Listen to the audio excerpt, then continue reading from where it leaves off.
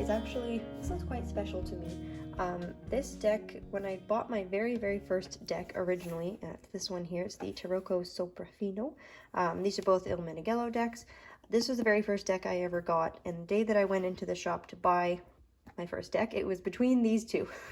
So I didn't know which one to pick at first. I ended up settling on this one.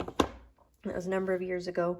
So now the fact that I have this one is kind of a full circle moment, because this was almost my very first deck. So this is the Corte Dei Tarocchi. This is by Anna Maria, oh my goodness, Donofrio, apologies. But so it's again by Il Meneghello, publishing house out of Italy. They make really exceptional decks, really nice handmade high quality decks. So anyways, let's just pop this open. I've had this for a little over a month or so now. Haven't got a chance to work with it too much. So these are all numbered editions. So this is my 1384 out of 2000. I don't know which print run this one. Oh yeah, 3rd edition, right there. Sorry. So yeah, this one is still currently in stock on their website. And if you ever get an Il Meneghello deck, you get this lovely little note for any imperfections are, they are handmade decks. So anyways, let's pop that back in there.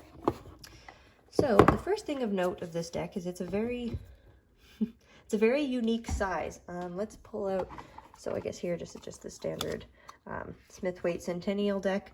You can see they are very long and very skinny by comparison. They're really cool. It's a really neat deck. I liked that a lot. That was something that really stuck with me when I didn't buy this, that I always thought I wanted to pick it up at another point because it was just so different. And then I guess like it comes standard. So this one is the the Jean Noblet Tarot by reconstructed by Jean-Claude Flournoy. I've done a review of that. But anyway, this is just like a smaller Marseille pack, and just to show you a quick size comparison. Anyways, okay, so yeah, I guess we'll get started. I will flip through all of the cards. This is the back, so it doesn't have, obviously, a reversible back. But this cardstock is so dreamy. You can kind of see the texturing on there. Oh, it's so nice. It's so nice. Okay, so yeah, I'll get started. We'll flip through all the cards, and I'll just quickly show you all of the artwork. And then I'll come back at the end and just give you my thoughts on the deck and, how I like to use it and all the rest. Just as a note there, if anyone out there is also a creator of deck comparison or deck review videos, please, if you're ever flipping through Pip decks or Marseille style decks, please show all the minors. They matter to me. So I will be doing that through this flip through. So yeah, let's take a look at the cards and I'll be back in a moment.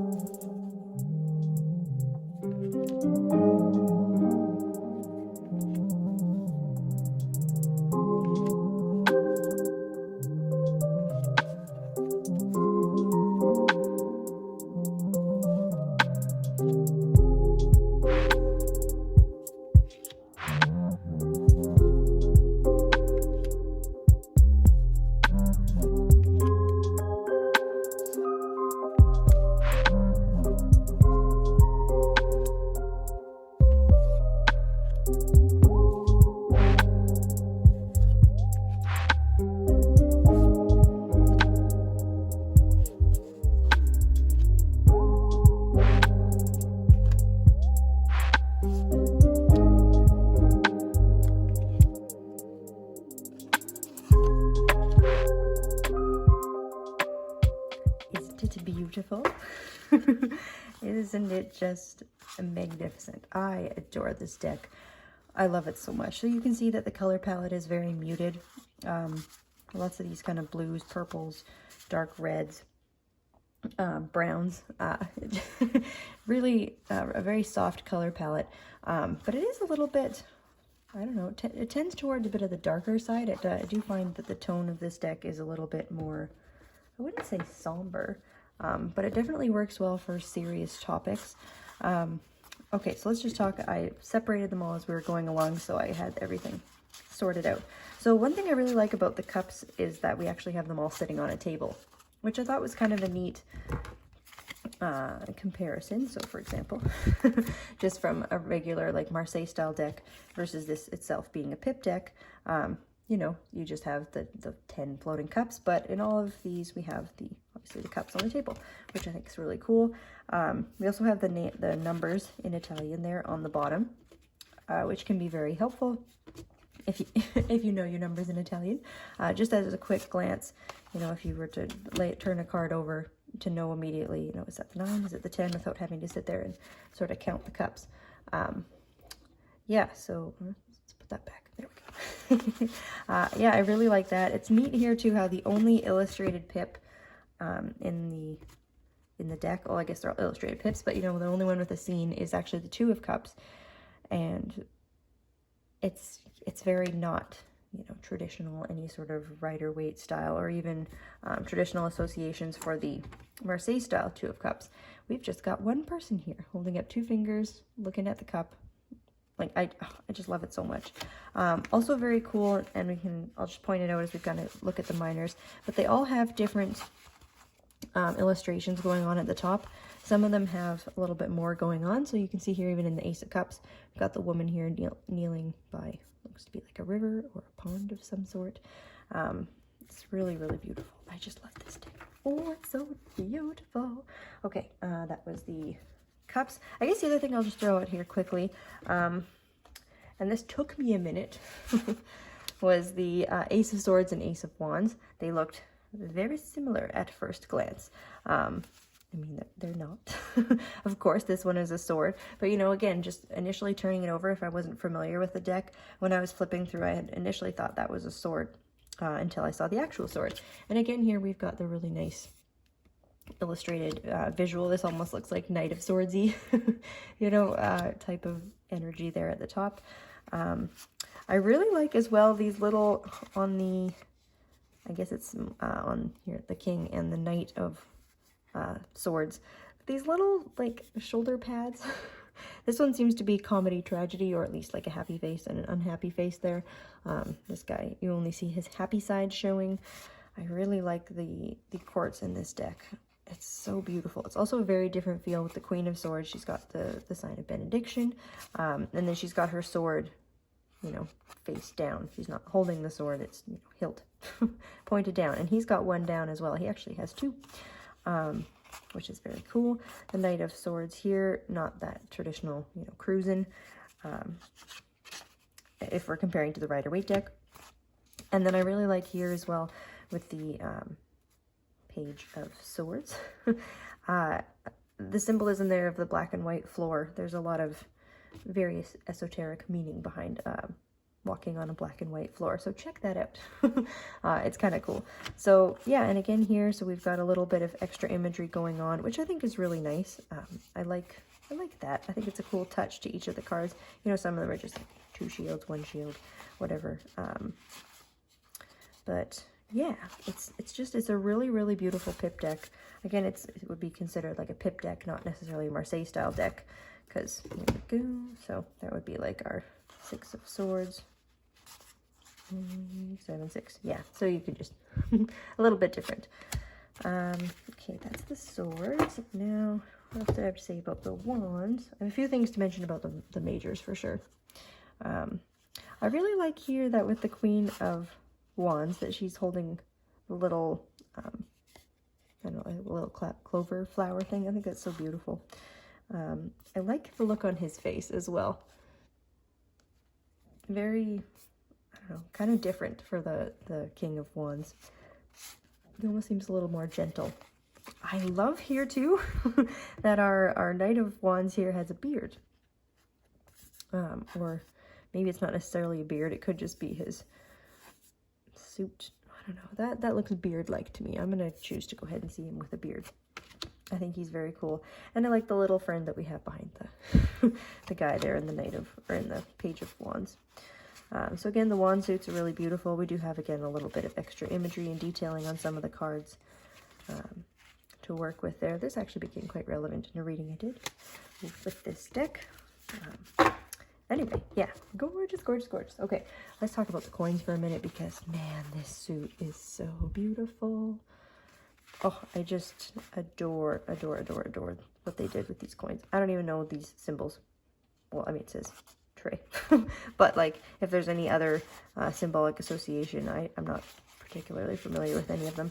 But I think that's really cool, having the dragon sort of eating eating away at the coin there. But I wanted to talk about that too. Oh, so divine. Beautiful, beautiful cards. The 4, which I thought was very well done. I just think it's quite different. So let me pull up. Sorry, I know we're not doing a deck comparison, but I can't help myself. And I'm just using my Noble here because I have it on hand.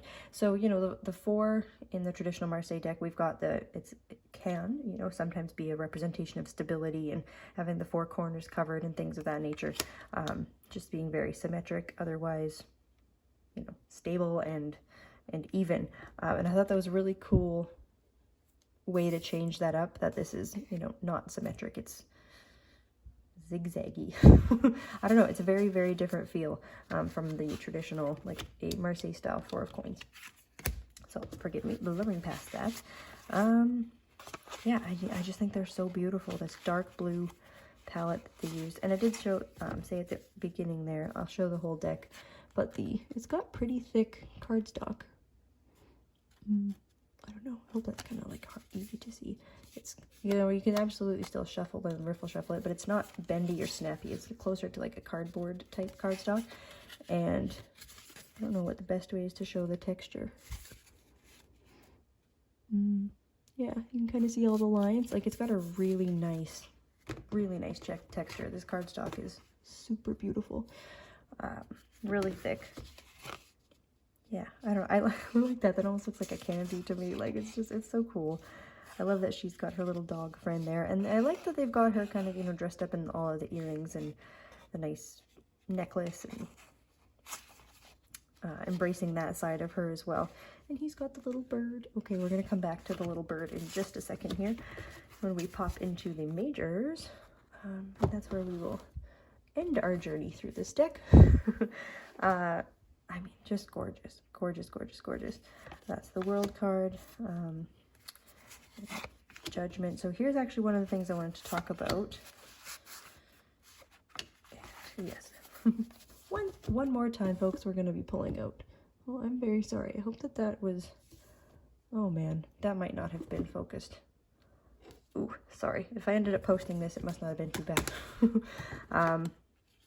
So let's just pull up the traditional, not traditional, but the Marseille style Sun card. And again, this is why I would consider this like a pip deck. I wouldn't consider this a Marseille style deck. The Sun and the Lovers. So, you know, various versions of Marseille have different stuff going on in the Lovers, but pretty much throughout the Marseille world, we have the Lovers isn't a particularly joyous card, at least in my opinion. We've got perhaps one too many people. And I think it's really neat how they chose to kind of just do the two people here under the sun, because when I was flipping through the cards originally, they actually weren't completely in order. And I thought this was the Sun card until I saw the 6 and it said the Lovers at the bottom. But that is really quite reminiscent of the Sun card in the Marseille deck, right? So anyways, they did choose to use what I'm assuming are children. They seem to be small people. So it's beautiful. I mean, I'm not complaining or anything, just pointing this one out, that it's a little bit different. Anyway, let's tuck these back in. Okay, no more comparison. If anyone wants to see a card-by-card comparison of this deck, I'm happy to do it. Just let me know in the comments below. Okay, so that moon is just amazing. Oh, that moon card is probably one of my favorite cards in the deck. Absolutely stunning. Okay, here's little birdie again. Not exactly the same bird, but there are a couple of these little birds throughout this deck. Beautiful tower. Love this devil. Look at his little face. He's got his tongue out.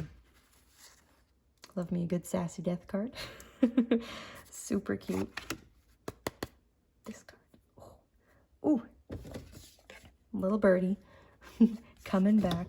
But how cool is this that the hangman is being held by his foot tied to a string with two birds? Like, are you kidding me? It's so cute. I love it. I think that just gives not necessarily more, but a lot of other information and things, places to go with that particular card. I think it's stunning. This force or strength is really beautiful as well. Of course, you know, strength is 11, and then we have justice as 8.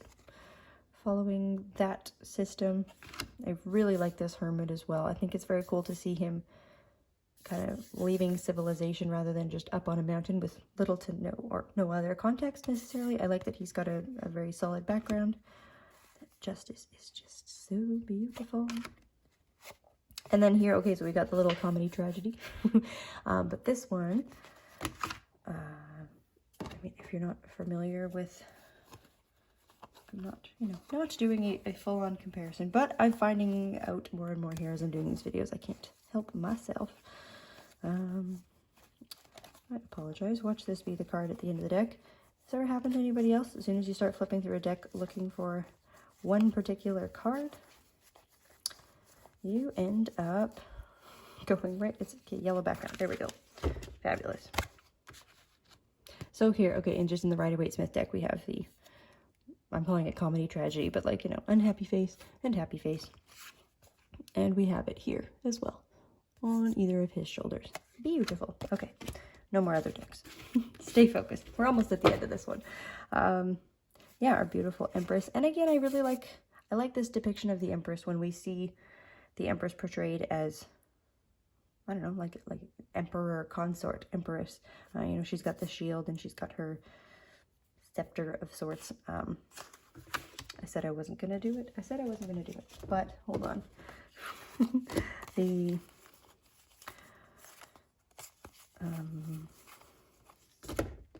super similar to the Emperor's Scepter here, right? Like, you know, the circle and the cross. And perhaps that's just a traditional looking scepter. Again, of course, like it's hers as well. Sorry. Should have made that comparison. And I don't know if that's just a typical scepter or not. Also, what's also kind of neat here is like, I'd always assumed that behind her here was her throne, but here those look kind of like wings to me. You know, that the Empress has her own wings. Beautiful. Popus is beautiful there as well. Little owl. I could almost consider that a little black cat. Is this focusing? Come on. There we go. Whether that's an owl or a little black cat, who's to say? Gorgeous. Beautiful. All right. Really like our magician with his really intense mustache. And then we have our fool, which, oh, I love this little coat. The dog, as he was like setting out with him, it's a very different kind of fool energy than, you know, jumping off a cliff type fool. It's beautiful. Gorgeous, gorgeous, gorgeous. Anyways, that is my review of this deck. Thank you for watching. We've got so many things going on. That's why we ended up switching this one, as Kali did mention last month, from a deck of the week to the deck of the month, because we have, you know, many live events and lots of other content. So check out our podcast and our Patreon, and we do at least 2, if not more, live events every single week if you want to come and meet us. What else is going on? Card comparison videos come out every month. The next deck of the month will be, what is this? It's April 2020. April 2022. The next one will be coming out May. Yeah, beginning of May. Cool. So yeah, let me know your thoughts. If you have this deck, do you like it? What do you think? Is this the first time you've seen it? I adore it. I am so happy that this one is finally in my collection, and I plan on using it quite a lot because it's just, it works well. I find it speaks really well for me. Yeah, stunning deck. Thanks for tuning in, and we will catch you at the next one. Thank you for engaging with us. Please like, subscribe and share. To book a personal, in-depth reading and to learn more about our incredible courses in tarot and astrology, please visit our website www.thepomegranate.grove.com.